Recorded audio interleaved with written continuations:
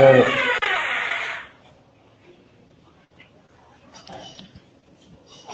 Claude.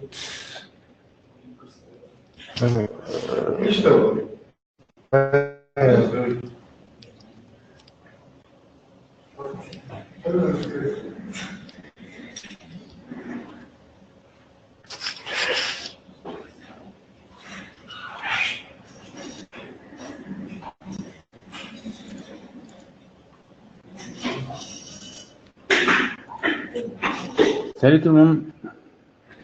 Salut Thomas. Donc on attend que Ali et Claude nous rejoignent quelques secondes et je vais commencer. Vous voyez mon écran déjà, hein? Ouais. Ok.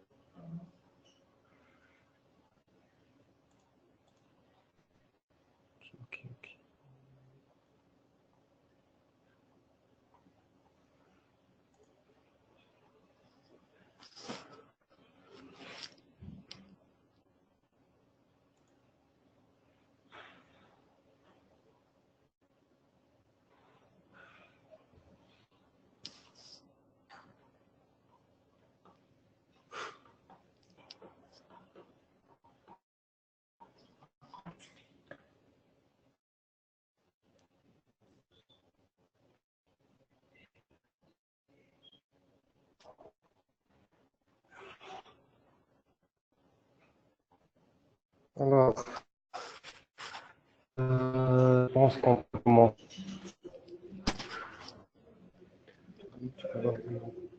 Ali, Claude.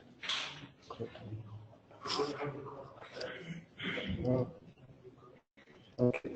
Qui peut commencer? La présentation rentre dans l'initiative de Thomas. L'idée de, à chaque fois, quelqu'un de nous, les exoueurs, présente un sujet. Vous avez commencé déjà, Thomas, avec de nouveautés dans Java 8.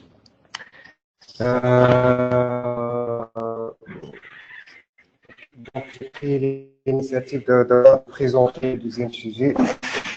Le deuxième sujet sera la production au micro-SI, au Kubernetes et containers. Pourquoi ce sujet? Comme vous le savez, j'ai participé avec mes collègues Claude, Taïlo, dans DevOps, Vincent, Frédéric.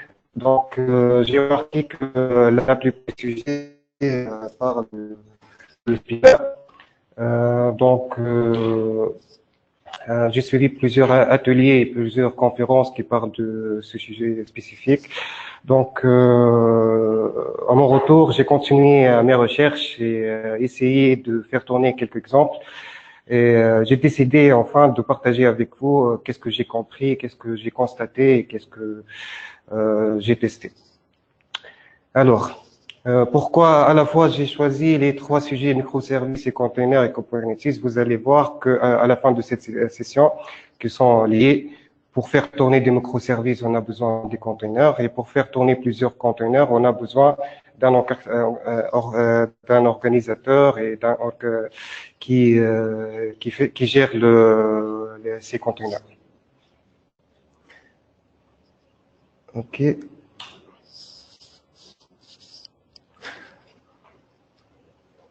Donc, la meilleure façon de expliquer qu'est-ce que sont les microservices et de commencer par l'inverse. Et l'inverse, tout le monde le connaît ici, puisqu'on est en train de le faire, c'est Exo par exemple. Ce sont les applications monolithiques. Les applications monolithiques, l'architecture classique qu'on peut l'avoir, c'est un serveur d'application contenant l'ensemble des interfaces utilisateurs et l'ensemble des business logic et les services qui est connecté à une base de données ou un stock de données.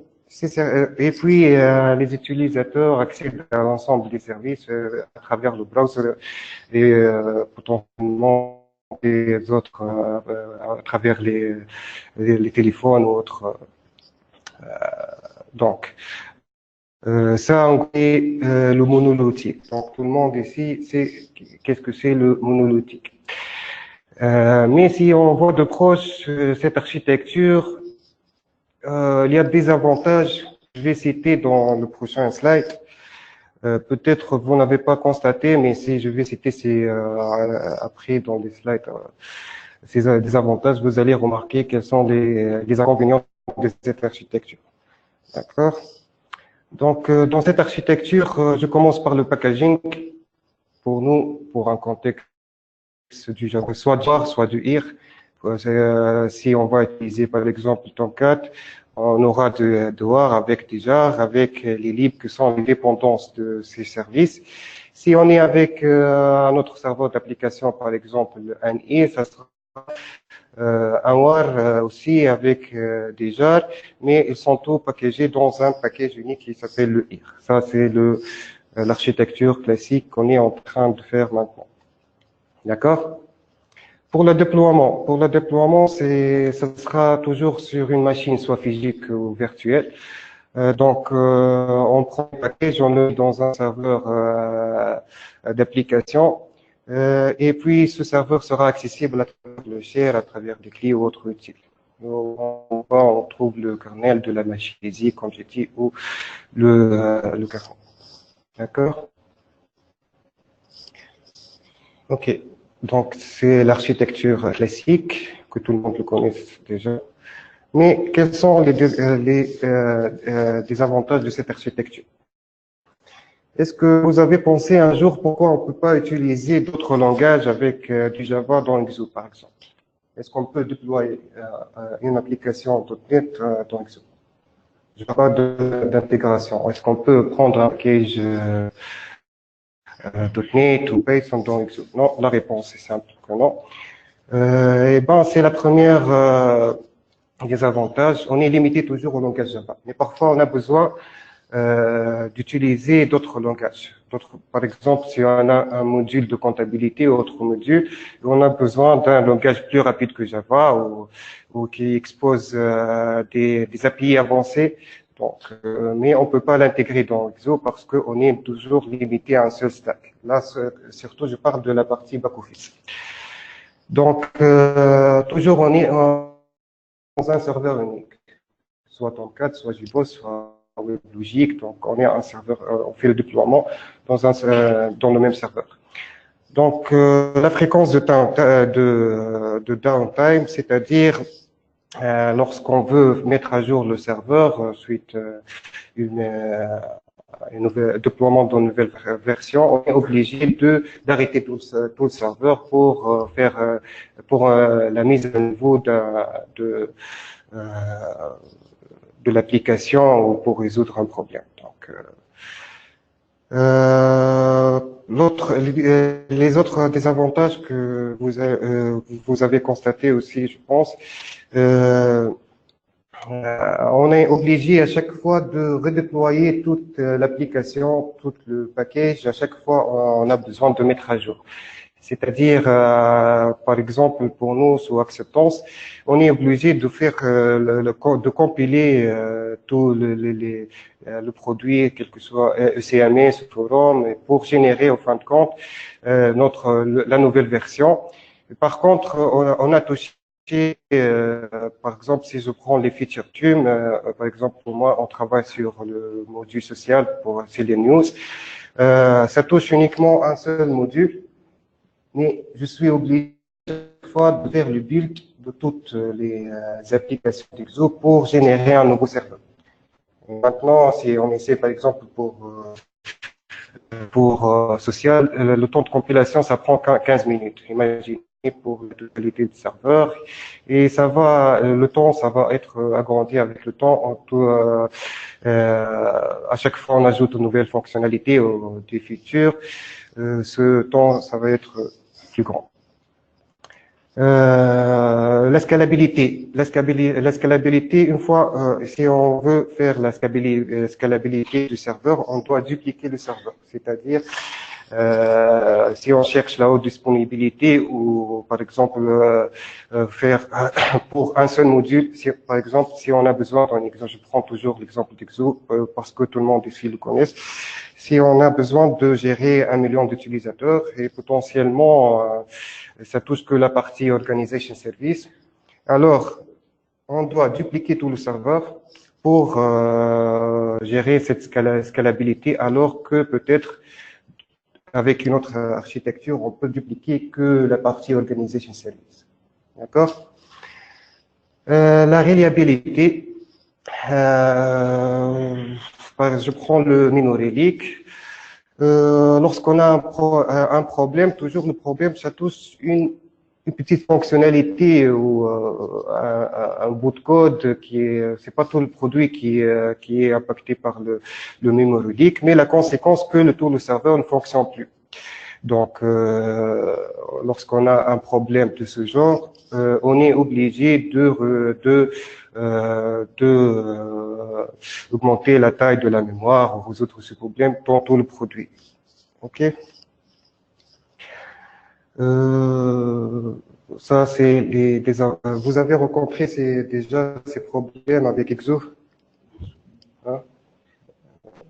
Donc, c'est pour ça les architectes ont pensé à une autre manière à résoudre ces problèmes. Donc, on va voir qu'est-ce que cette architecture. Ok. Qu'est-ce que sont les microservices? C'est un style de développement d'architecture qui consiste à diviser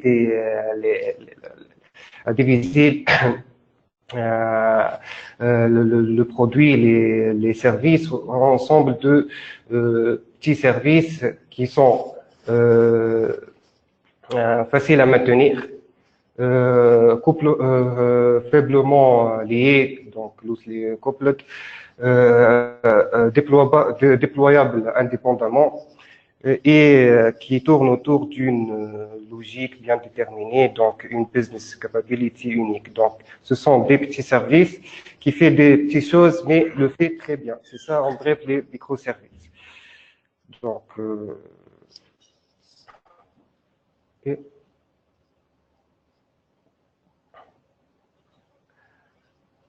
j'ai pas parlé de tests aussi dans les désavantages. À chaque fois qu'on livre une nouvelle fonctionnalité, on est obligé de tester tout le produit parce que même si ça touche que social, on est obligé parce que probablement il peut impacter l'autre, on peut avoir des régressions. Donc, imaginez le temps de test qui sera imputé suite à ça. Donc, le changement a touché que à une petite rubrique. Donc ça, c'est parmi les avantages. Okay. Donc, l'architecture de microservices, retournons à la comparaison entre le monolithique et l'architecture microservices. Donc, dans cette architecture, on a découpé l'ensemble des services en dessous des petits services qui sont indépendamment déployés, qui sont donc vous voyez ici que chaque microservice peut posséder sa base de données qui peut être déployée indépendamment de l'ensemble. Ça, c'est une comparaison bref schématisée ici. Ok.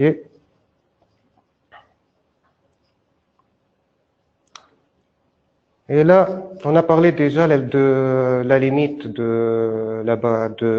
langage. Maintenant, si on a divisé notre application en sous-services, on peut utiliser différents langages. Donc, on peut utiliser du Java, du Go, du Python. et on peut utiliser différentes bases de données. Mais généralement, si vous voyez ici dans notre schéma, vous voyez que l'interface utilisateur ici, elle est liée directement au microservice. Donc, ces microservices généralement exposent leur API à travers des REST services. D'accord? Là, dans le premier schéma, l'interface est liée directement. Mais dans l'architecture réelle, il est conseillé d'avoir une autre couche, c'est ce qu'on appelle l'API Gateway, une interface unique pour communiquer l'ensemble des REST services. Donc c'est l'API Gateway. On a aussi les microservices qui communiquent entre eux. Ils peuvent communiquer à travers différents protocoles TCP, UDP, HTTP. Donc, quoi d'autre? On peut avoir microservices sans base de données, vous voyez ici dans le schéma. Donc,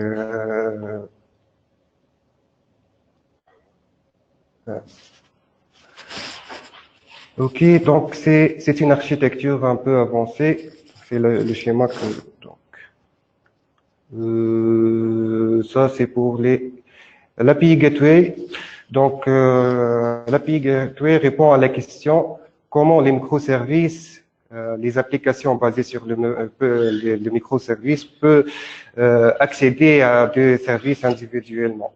Donc, c'est une autre couche pour avoir un intermédiaire entre l'ensemble. Donc, on va cacher la complexité de. Imaginez qu'on a plusieurs microservices, chacun qui va exposer son port et son URL. Donc, on va cacher tout ça à travers cette API Gateway. Donc, la solution d'avoir un entrée point unique pour tous les clients. OK. Parmi ces API Gateway, on peut avoir, il y a l'API de Netflix qui s'appelle Zool. J'ai mis ici le lien. Okay. Je vais parler aussi des frameworks qui, ce sont pas des frameworks de microservices, mais qui aident à implémenter rapidement des microservices.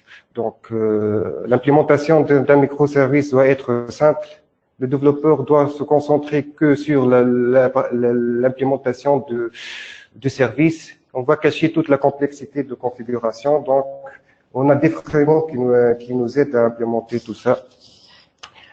J'ai cité 3 frameworks. Donc, les microprofiles. Le microprofile, c'est du standard Java J2E.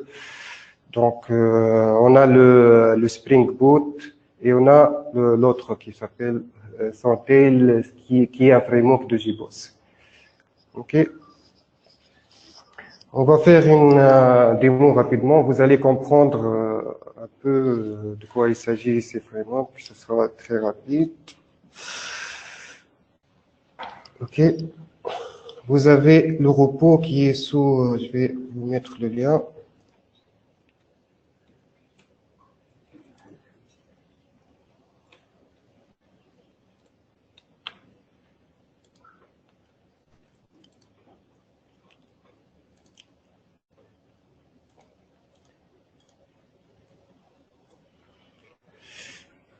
Alors,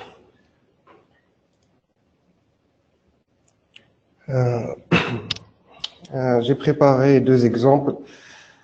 Le premier avec Spring Boot, le deuxième avec l'autre API de JBoss. Donc, comme on a vu au début, pour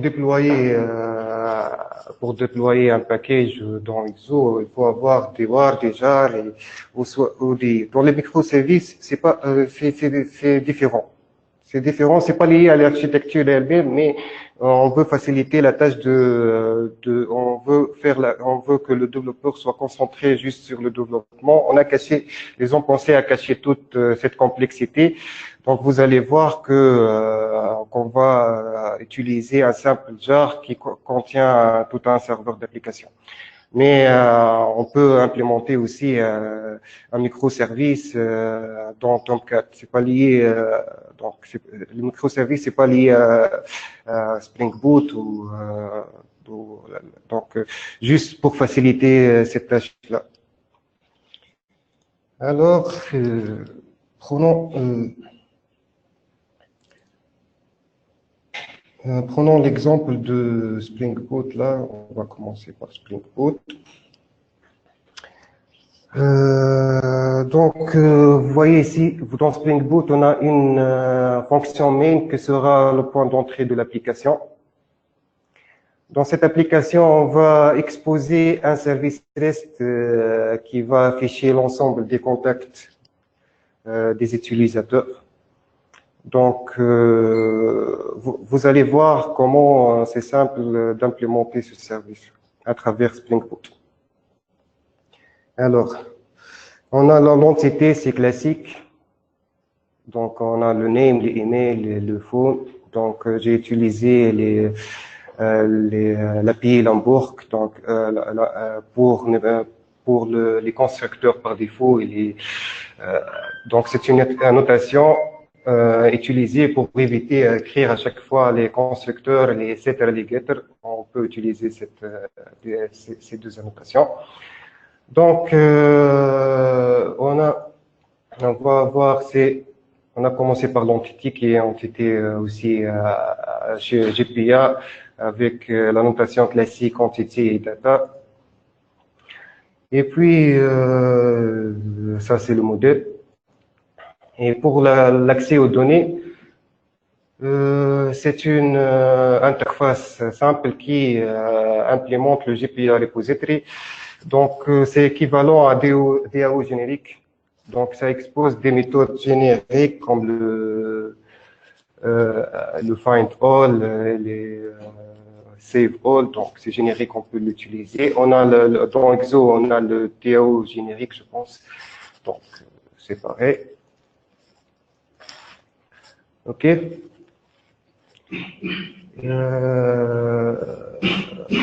Et puis, on a le contrôleur. Et là, c'est la différence entre Exo, on va voir. Donc, on a la notation REST controller. C'est une notation spécifique Spring. Donc, pour nous, dans Exo, par exemple, on doit extendre de REST source pour dire que qu'une classe va être exposée sous forme de REST API. Pour Spring Boot, juste on utilise cette annotation et elle sera injectée dans le moteur de EOC de Spring.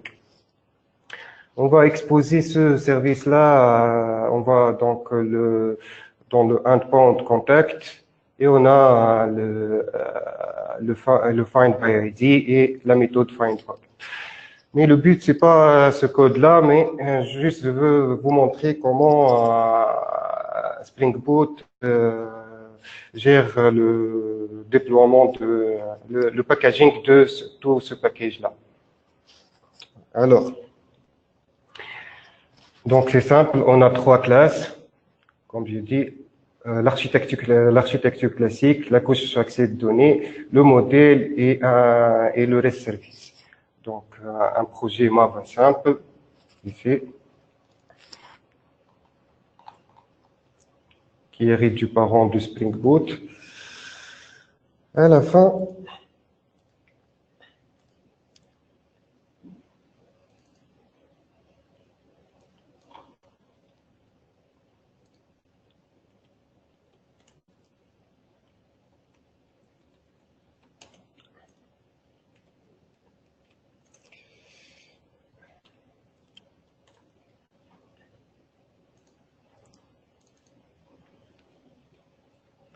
donc,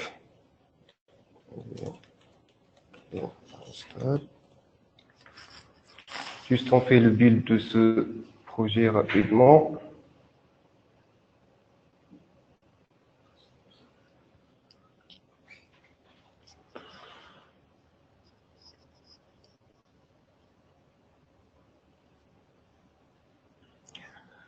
Donc, le résultat est dans le target, si vous voyez, c'était target LS. Le résultat est un simple genre qui s'appelle, c'est moi qui ai appelé Hibernate 1 projet. Donc un simple genre, mais ce genre-là contient tout un serveur d'application embedded dans ce genre. Donc là, si je vais Java mon genre, donc la commande standard du Java,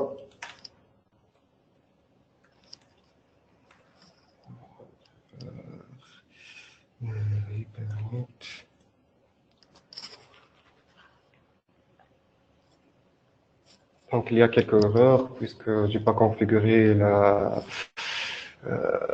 connexion à la base de données. Je vais vous montrer pourquoi. Alors là, ça va démarrer tout un serveur d'application, donc accessible à travers le navigateur. Donc vous voyez un simple jar. Quand on a caché toute la complexité du déploiement, on a besoin qu'un jar uniquement pour écrire un microservice. Alors, pareil pour l'autre exemple, j'ai pris l'exemple de l'API Red Hat qui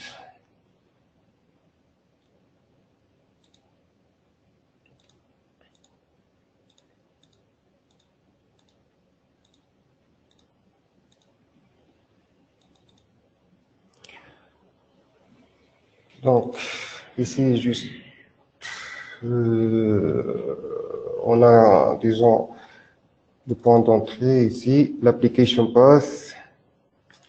Vous voyez ici, juste on va exposer à travers le endpoint.hello. On a besoin juste de ces annotations standards du Java.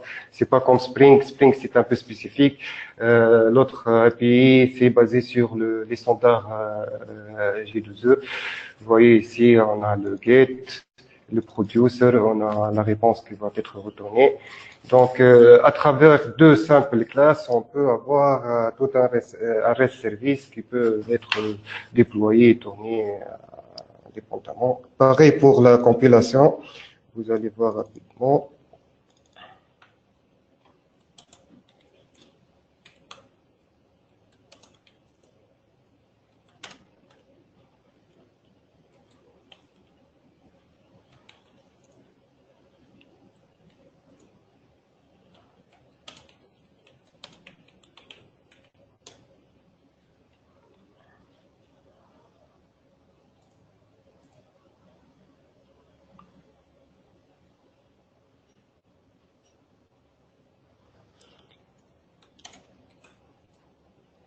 Donc, comme d'habitude, un simple genre qui est généré et on peut l'exécuter. Genre,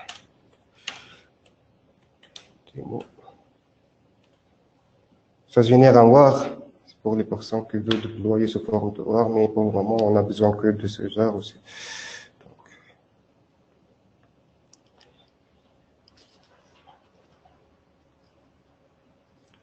C'est super rapide, vous voyez que le serveur est déjà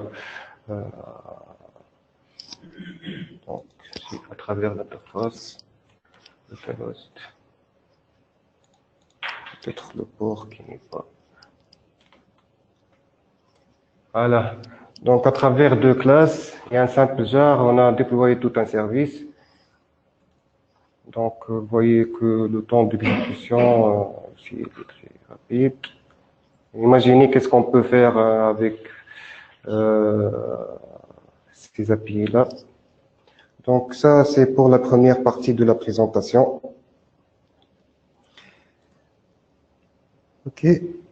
Continuons avec, vous avez complété les sources, vous pouvez tester, et si vous avez après des questions, je peux vous aider à faire compléter.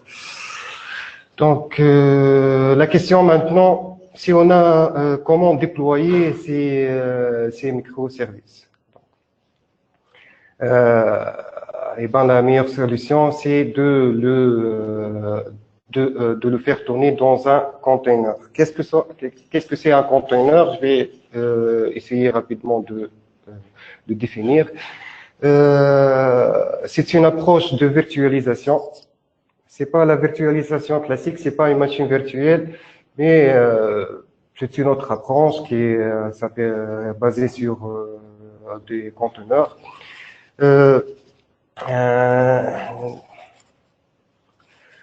C'est un package exécutable contenant seulement tout ce qui est nécessaire pour faire tourner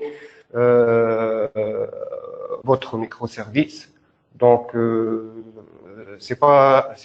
par exemple, si dans les machines virtuelles classiques, vous avez besoin d'installer tout le software, par exemple, toute la machine Linux, Ubuntu. Pour les containers, ce sera juste les choses que le microservice a besoin de l'utiliser, donc comme les tools du système, les librairies. Donc, c'est une abstraction des environnements. Donc maintenant, on a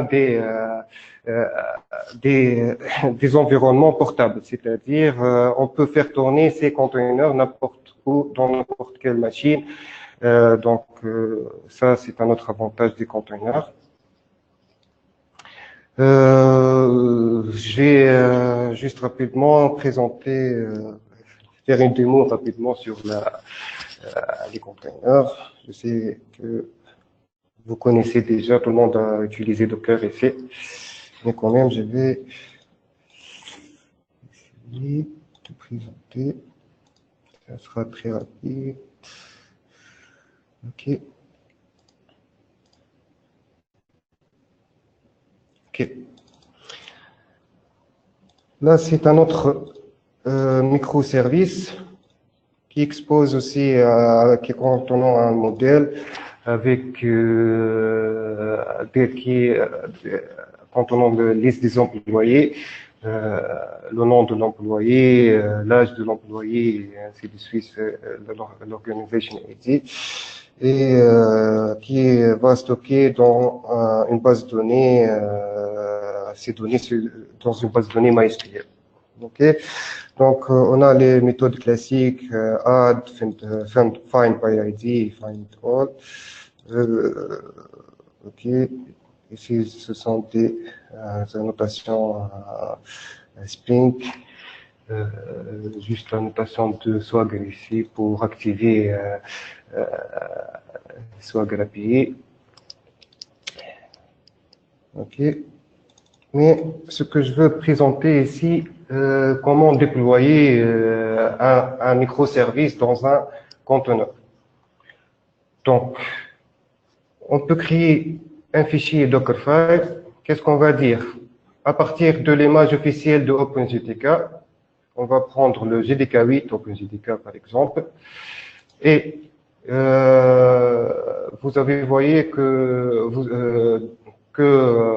notre microservice génère un jar. On va utiliser ce jar-là, donc, et le mettre sous un path bien déterminé et exposer notre service via 8080, donc le port 80.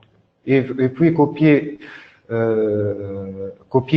le jar généré depuis le app file, donc depuis target, on va le copier dans le container. Et on va définir le point d'entrée, c'est le message. Et comment exécuter en fin de compte la commande que j'ai exécutée tout à l'heure. On va définir comment exécuter ce jar. Ça c'est notre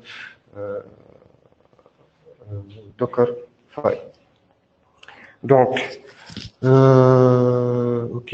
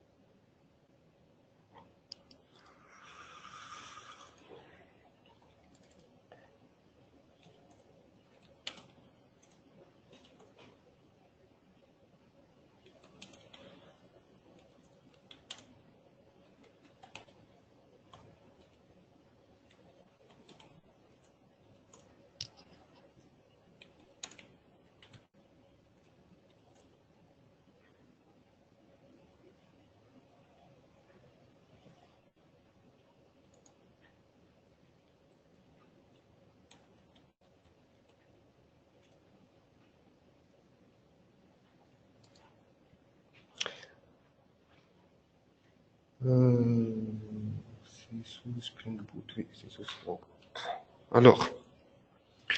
Alors, puisque notre service va stocker les listes des employés dans une base de données, et donc on peut utiliser aussi une image Docker pour le faire. Donc, ici, c'est les Docker Compose. Lorsque vous avez besoin de plusieurs images, interaction entre plusieurs conteneurs, on peut créer un Docker Compose. Donc, juste sur je vais décrire le service. On va dire que pour l'image MySQL, on va utiliser l'image officielle de MySQL. On va définir quelques propriétés système comme le password et le base de données. Et on va exposer le port 3306 via le port 3399. Et ici, je vais définir un volume, le volume. Je vais prendre le path actuel, target data, et exposer les données MySQL dans mon dossier. Et puis, je vais dire que je vais utiliser l'autre image que j'ai créée à travers Dockerfile. Donc, je vais dire qu'elle dépend de MySQL Docker Container et je vais exposer le port 80 dans 80-87. OK? Ça, c'est le volume utilisé par l'application Spring Boot. Donc, ici, vous allez voir comment faire tourner deux conteneurs ensemble qui le service Spring Boot va utiliser. D'ailleurs, on utilise déjà cette technique dans Exo pour faire tourner plusieurs, par exemple, le serveur chat et la base de données MySQL, le serveur Exo, on utilise des Docker. Donc, je vais passer cette partie. OK. Vous allez trouver les détails comment faire tourner cet exemple sur le README. Mais pour gagner, je vais passer à la dernière partie, c'est la Kubernetes.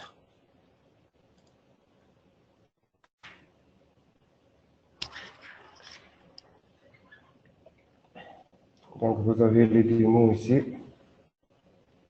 Démo 1, les démos 2. Donc, OK.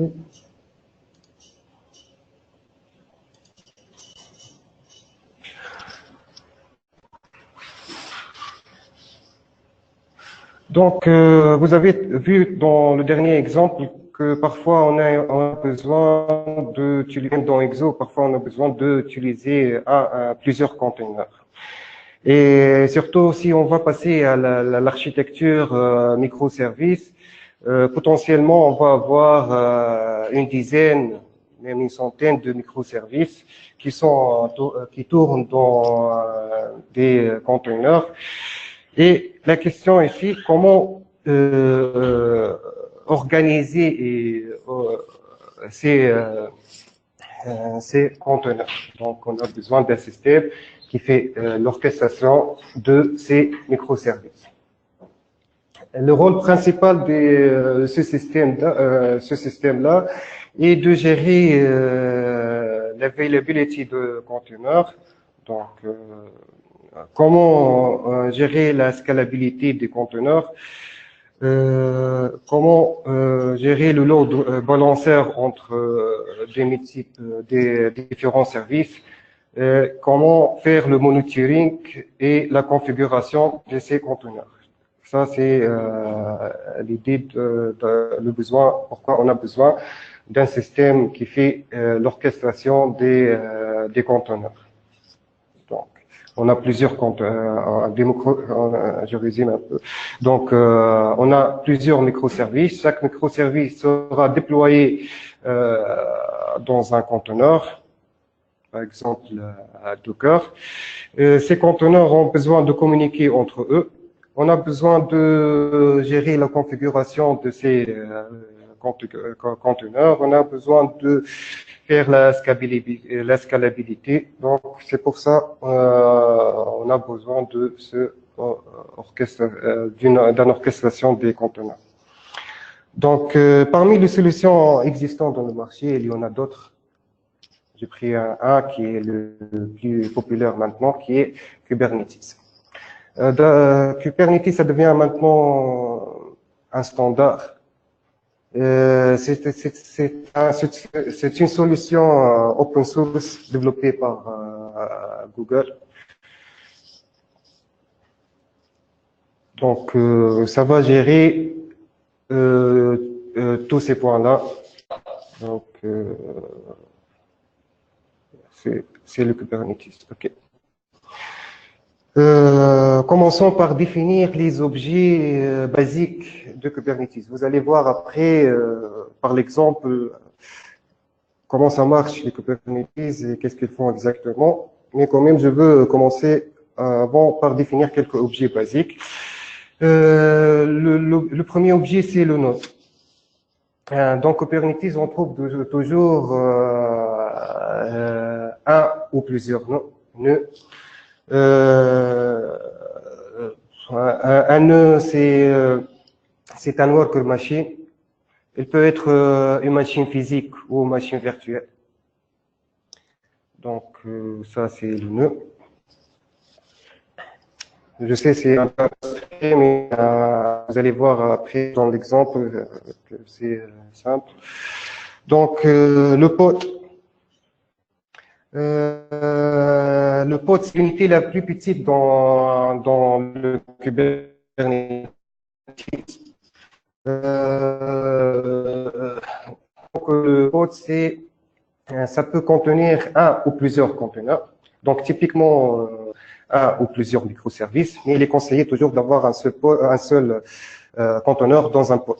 Donc, c'est une abstraction de conteneur. Donc, le conteneur va être déployé, disons, dans un pod.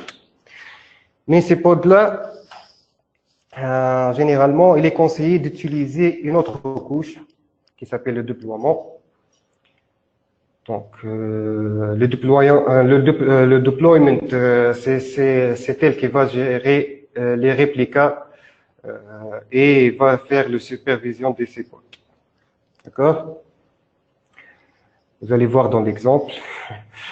Et les services, c'est une autre couche abstraite qui nous permet de communiquer avec ces pods-là.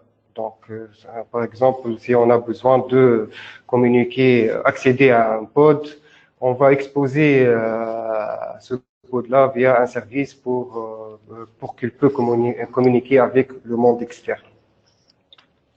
Alors, je vais prendre ces éléments-là et les détailler dans la démo.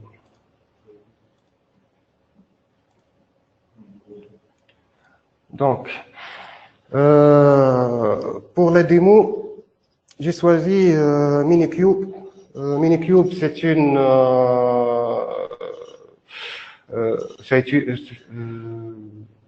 une façon très rapide pour tester la Kubernetes. Parce que généralement, la Kubernetes est déployée sous des environnements cloud. Par exemple, c'est dans Google Cloud ou Amazon. Mais vous pouvez aussi tester localement. Vous pouvez tester localement avec le Minikube. C'est un Kubernetes avec un single nœud. On a vu que le Kubernetes peut avoir un ou plusieurs nœuds. Pour Kubernetes, ça va installer un nœud unique qui sera le cluster. Donc, il est basé sur une machine virtuelle. J'ai mis dans la démo des liens comment installer le Minikube. Vous pouvez suivre après. Je peux vous aider pour tester ces étapes-là. Mais l'essentiel, je vais présenter ces objets que j'ai parlé dans la slide. Vous allez voir. Alors,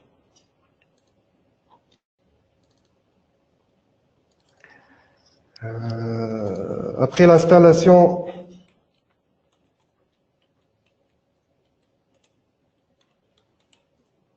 okay.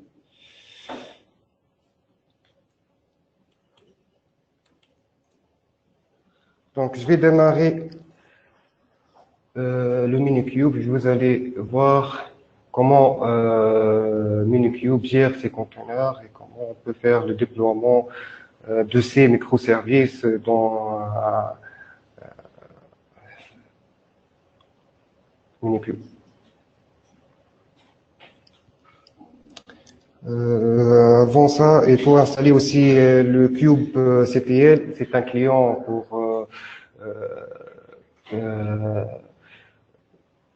pour le Kubernetes.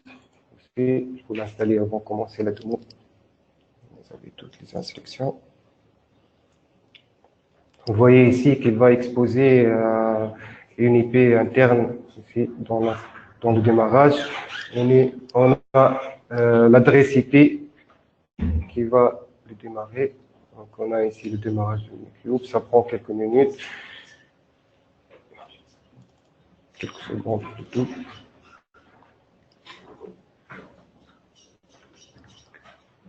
Ok.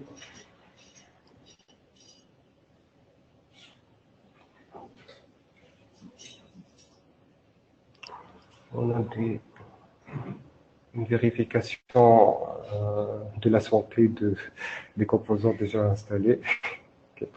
Okay. Le Minikube est déjà démarré. Je vais démarrer l'interface graphique, Minikube.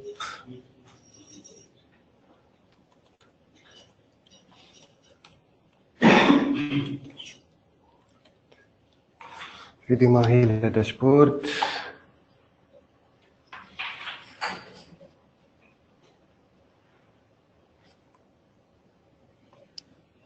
J'ai pas dépassé les 45 minutes. Je peux dépasser avec 2 minutes. Ok.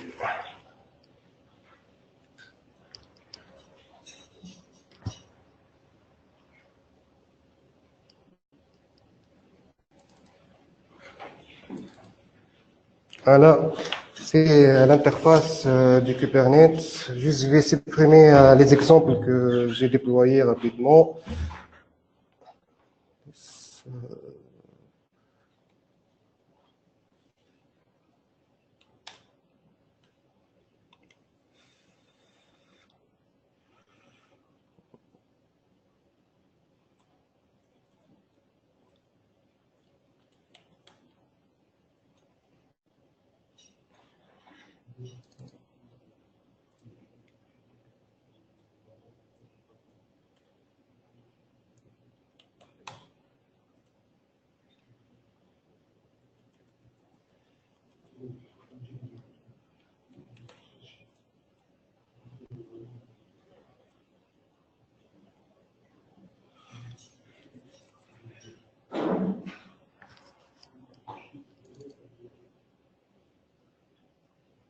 Donc, déploiement déjà supprimé. OK. Maintenant, employees, je vais supprimer employees aussi. Organization deployment.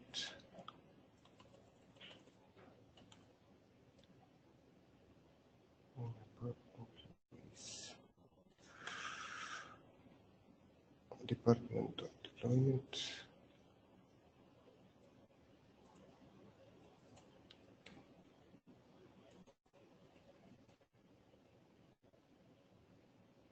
Employee, OK, employee deployment. C'est bon.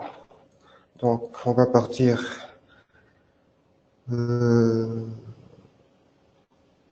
environnement vierge. OK.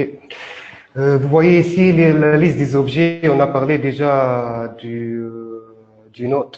Comme j'ai dit, à travers le Minikube, on a un seul nœud. On peut pas avoir un cluster avec 2 nœuds. Donc, juste, c'est un environnement, comme j'ai dit, pour tester.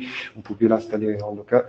Donc, toujours, on a un nœud par défaut qui s'appelle Minikube. OK. Quelques éléments, on peut définir au démarrage du Minikube comment la taille limite de la mémoire qu'on peut utiliser. On peut définir le CPU et ainsi de suite. On a parlé de pods, c'est ici les pods, on n'a pas des pods encore déployés, on va voir dans l'exemple. On a d'autres objets, de deployment. On a les objets de config, les config maps et le secret. Le secret aussi, ça peut être utilisé pour stocker les mots de passe des bases de données. J'ai préparé un exemple, vous allez voir comment l'utiliser.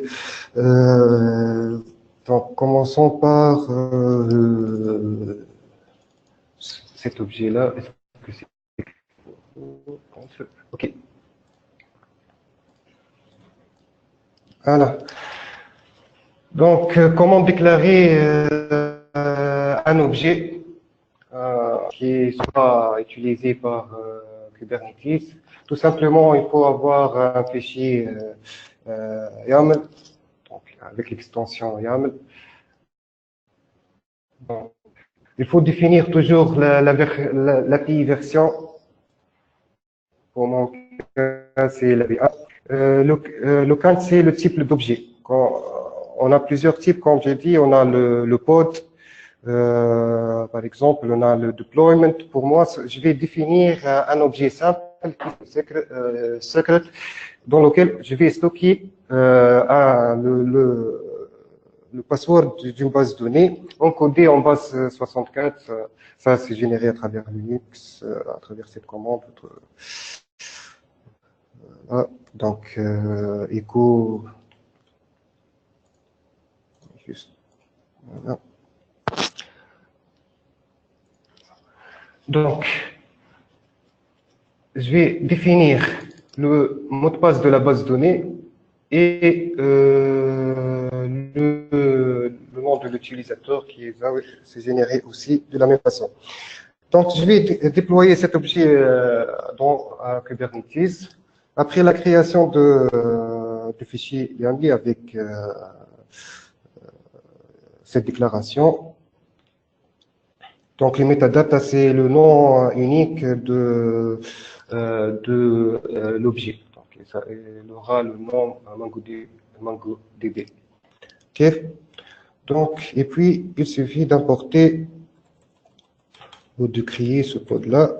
Vous allez voir après dans l'interface B3F qui s'appelle MongoDB. Voilà. OK. L'objet est créé. Donc, voilà. On a un objet qui est ajouté ici sous les objets secrets. Vous voyez ici qu'on a stocké deux datas, disons sous forme de clé valeur. On peut stocker n'importe quoi ici. Donc, ma clé, ça sera database password et database username. Je peux l'afficher ici. Voilà. Donc, OK.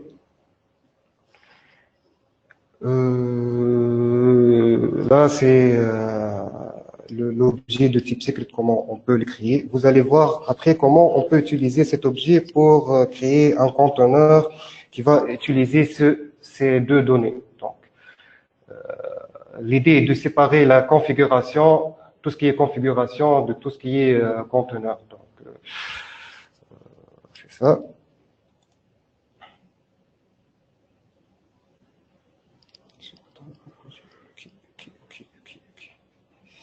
OK. Bon.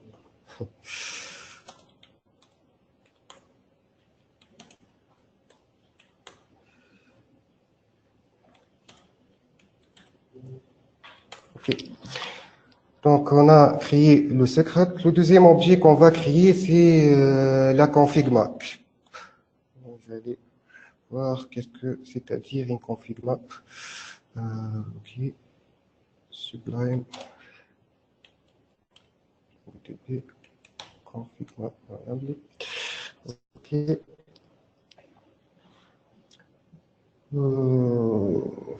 C'est simplement, c'est une map de données qu'on peut stocker aussi, dans laquelle je vais stocker dans ce cas le nom de la base de données. OK, vous voyez ici, la config, hop, l'objet est vide pour le moment, on va le créer.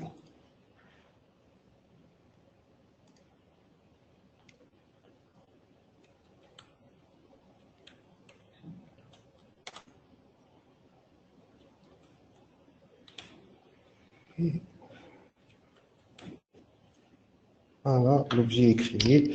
Si je fais le refresh de mon dashboard, on a créé une config map qui s'appelle MongoDB et contenant une simple donnée qui s'appelle base données admin. Donc, je répète, le but est d'avoir une séparation entre tout ce qui est configuration, tout ce qui est change. Pour nous, les choses qui changent, c'est le nom de la base de données, le mot de passe et le username qui peut être. Pourquoi on n'a pas utilisé la config map pour stocker le user password? Parce que c'est conseillé, si vous avez des data critiques, c'est conseillé d'utiliser l'autre objet, l'objet qui s'appelle secret. D'accord? Donc, ensuite, le but est de déployer, en fait, le but de cet exercice est de déployer une instance MongoDB qui va utiliser ces données-là. Ok. Ensuite,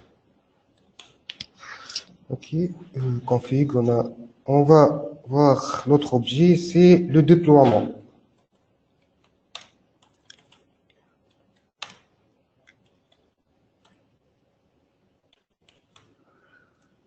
Ok, le déploiement. On a expliqué que pour déployer, que le pod c'est l'unité la plus petite dans Kubernetes. Mais il est conseillé de ne pas utiliser des pods directement. Un pod, typiquement, ça contient un container, mais on a une autre couche d'abstraction qui s'appelle le deployment. Le deployment va créer automatiquement un pod. Vous allez voir après dans l'exercice, en créant un déploiement, il va créer un pod automatiquement. Donc, ok. Si on voit qu'est-ce qu'on a dans cette déclaration? Toujours, on a l'API version. On est dans la V1. On a le type, le kind. Ok, on a vu le secret et la config map. Maintenant, on va créer un deployment. Donc, il faut définir le kind toujours. Et ensuite, les metadata, ce sont le nom unique, comme j'ai dit, de notre deployment. Ok. Ici, on va définir l'ensemble des réplicas. Le réplica, c'est-à-dire le nombre de pods qui vont être tournés à la fois. C'est-à-dire, imaginez que vous êtes en cluster, on peut dire que notre MongoDB va tourner en seul ou deux, on peut même définir la limite ou définir une règle pour faire l'auto-scaling de ces conteneurs. D'accord? Le réplica set, le répliquer le nombre de qui vont être déployés. Donc, si je vais mettre à jour pour dire que toujours je dois avoir deux réplicas, vous allez voir, même je vais tuer un pod manuellement, le Kubernetes va s'assurer toujours d'avoir deux pods automatiquement. C'est pas géré manuellement, donc c'est à ce stade la disponibilité de ce nombre prédéfini de réplicas. D'accord? Ensuite, on doit définir la template. La template, c'est-à-dire comment on doit créer une copie de ce réplica, de ce pod-là. Okay.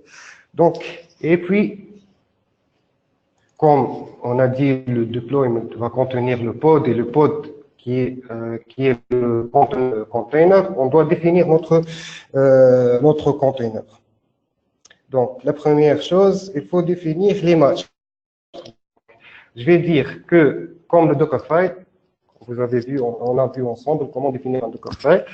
Pareil ici, on va dire que on va utiliser l'image Mongo, version dernière. Ok. On va utiliser le port 27017. On va définir quelques variables d'environnement. Et ici, le config map kref. Vous vous souvenez déjà des variables qu'on a créées. On va l'utiliser ici. Donc, on va utiliser la base de données utilisateur, la database user. Quoi d'autre? Voilà. Et le password qui est défini. Donc, on met pas, au lieu de mettre directement le password ici, on a créé un objet secret et on a l'utilisé. OK. La deuxième partie, c'est le service. En fait, dans un fichier YAML, on peut définir un ou plusieurs types d'objets. Donc, il suffit de séparer avec ces trois tirets. Donc, ici, c'est le service, mais je vais pas parler maintenant du service. Juste, je vais mettre à jour ça. OK. Au lieu de créer à la fois, je vais déployer maintenant notre objet. Avant, je vous montre ici, on n'a pas de pote, on n'a pas de déploiement. Ok. Vous allez voir que le fait de créer un déploiement, ça va créer automatiquement un pote. Ok.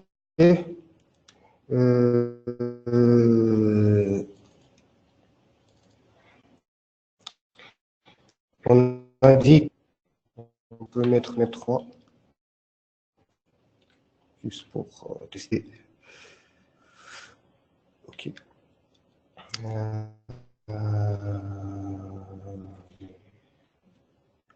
Je suis dans le remplacement. Create-moi F. Mon côté P. Deployment. Ok. C'est très rapide. Ok.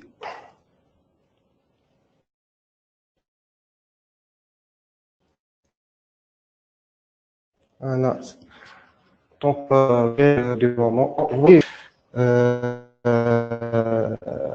le nombre de pods valables pour le moment sont assez zéro. On va attendre quelques secondes le démarrage de ces pods. Non, un problème de réseau apparemment. Le téléchargement de cette image. Qu'est-ce que j'ai comme erreur?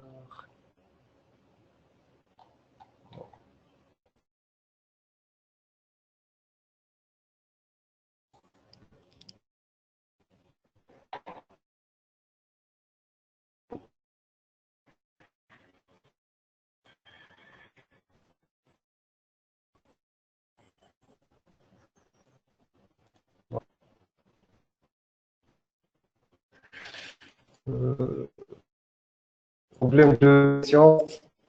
J'essaie de télécharger cette image, mais apparemment. On va attendre quelques secondes.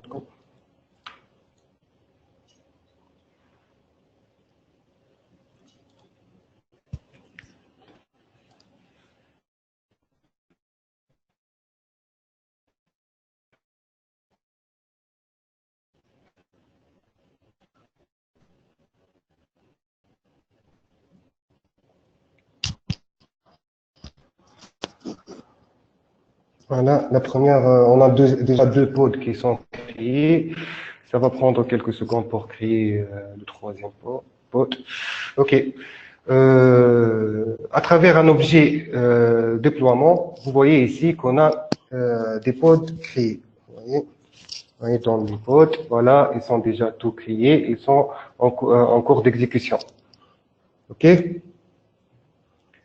On peut même accéder au log, on peut voir télécharger les logs, et ainsi de suite. OK.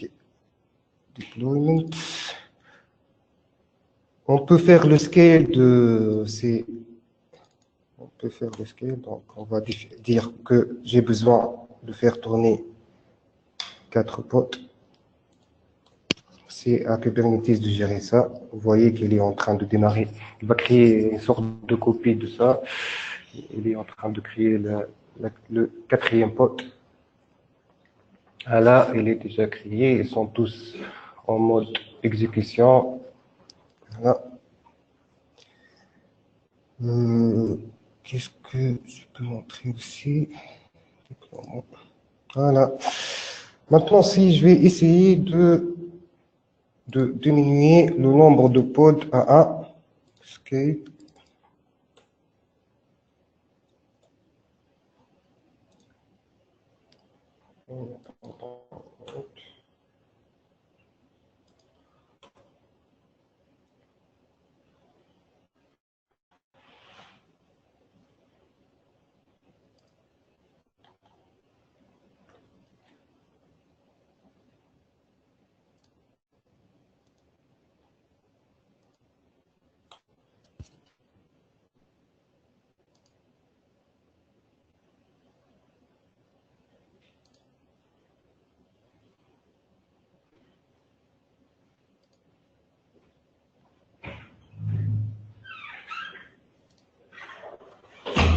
Ok, c'est pas la peine de tester cette partie. Je vais retourner en nombre 4. Mais comme j'ai dit, on peut définir un minimum de nombre de pods et Kubernetes va s'assurer d'avoir toujours ce nombre-là pour qu'il soit présent. Donc, ok.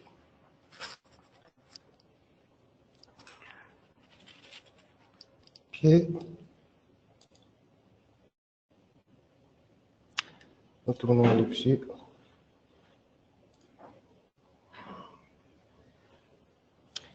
Si on voit quelques détails de l'environnement, donc ici on a l'affichage de conteneurs utilisé pour ce pod-là.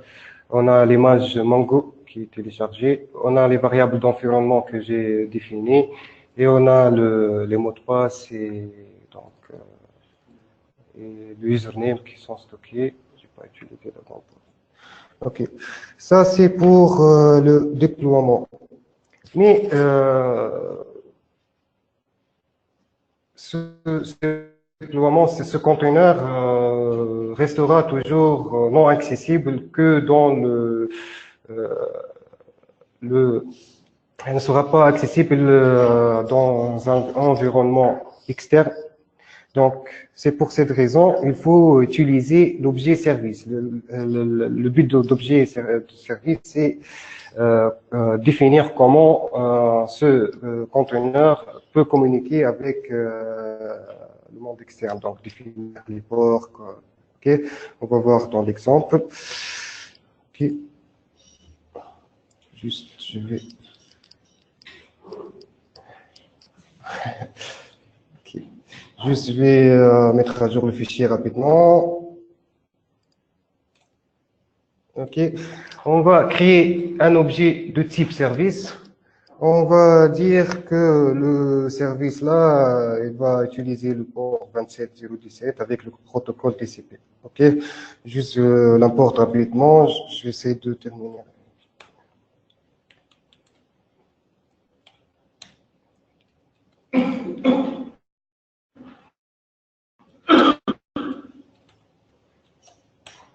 Regardez le même nom de fichier. Donc, vous voyez ici que le service est créé. Juste, tac. Et je vois ici dans les services, voilà l'objet MongoDB et qui utilise les 4 ports et l'ensemble des événements. Je termine avec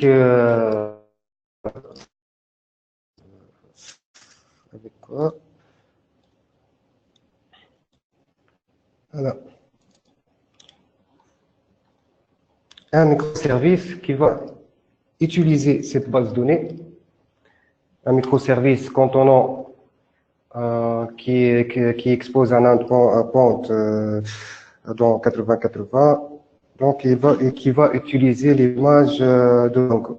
Donc, juste, on fait le parcours rapide. Donc, ce type de déploiement, typiquement, comme j'ai dit, pour les microservices, on doit avoir euh, un objet de déploiement pour chaque microservice. Donc je vais nommer ce microservice employé. Je vais dire qu'il va utiliser cette image. Donc là, c'est un exemple que j'ai pris depuis l'Internet. C'est une image qui s'appelle PioMin. Concernant le microservice, donc on a défini, je vais définir ici le port 8080 et l'ensemble des variables d'environnement, le nombre de database et les confirmats qui va utiliser, la base de données, le mot de passe et ainsi de suite. Et puis, je vais définir le service. Comment ce service va être exposé en externe. Je vais créer un service qui s'appelle employé. Donc, je vais créer qui utilise le protocole TCP, le port 8080. Vous allez voir qu'on ne va pas utiliser le port 8080 directement. Je vais importer ce fichier. Vous allez voir. Create-f. OK. C'est ça, organisation.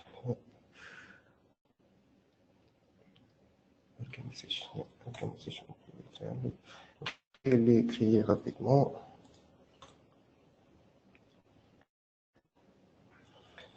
Déploiement. Voilà, l'employé ici, il est créé. Le nombre de réplicas, c'est le 1. Il est à 1. Donc, je vais voir le service. Le service employees. Voilà. Le service. 80-80, true.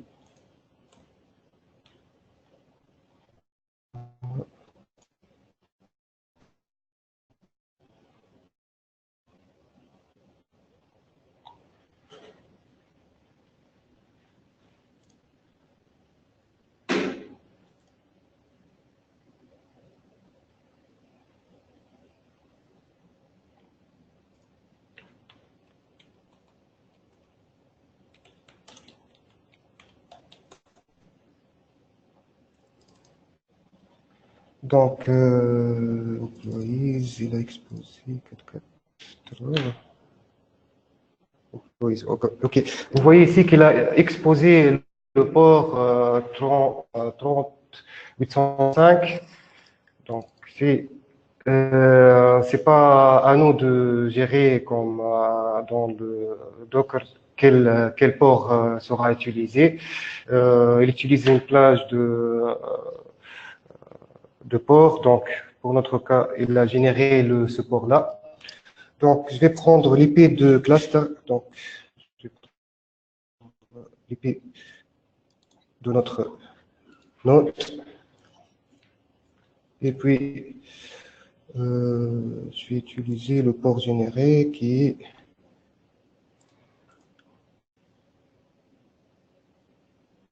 voilà, 30.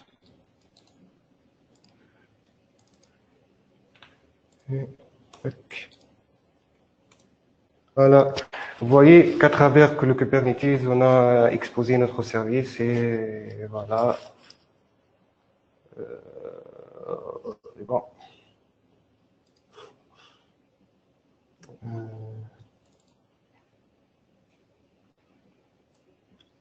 Je pense que c'est tout pour cette présentation. Si vous avez des questions, vous pouvez les poser maintenant. Je sais que j'ai pris plus de temps, 1h15, mais j'ai essayé quand même de faire tourner quelques exemples. Vous allez trouver les slides et les exemples sous mon repos. D'accord?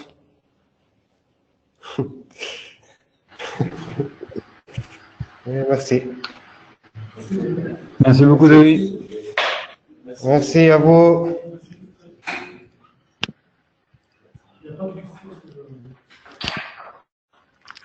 Pas de questions. Pas de questions de votre côté? Non, c'était dense, mais c'était intéressant. Il y a quelques trucs sur Kubernetes que je connais pas bien. Merci. Non, c'était bien. Cool, merci. J'ai essayé quand même, c'est pas une chose que je maîtrise, mais j'ai essayé de présenter qu'est-ce que j'ai compris, qu'est-ce que j'ai constaté. J'ai expérimenté.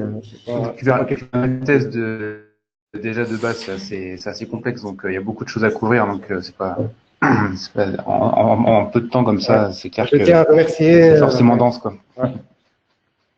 Je tiens à remercier Thomas pour l'idée et Ali pour l'encouragement. C'est lui qui m'a encouragé pour présenter cette topic-là.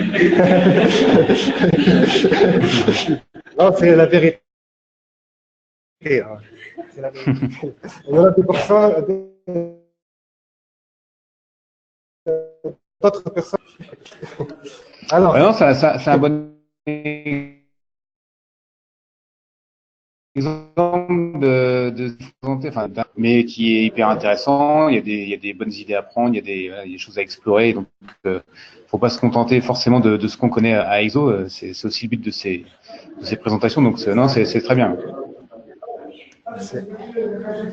alors, à la prochaine présentation. Ouais, on attend le prochain volontaire. Hein. La prochaine. Merci. Ciao, ciao. Merci, salut. Merci, salut tout le monde. Salut.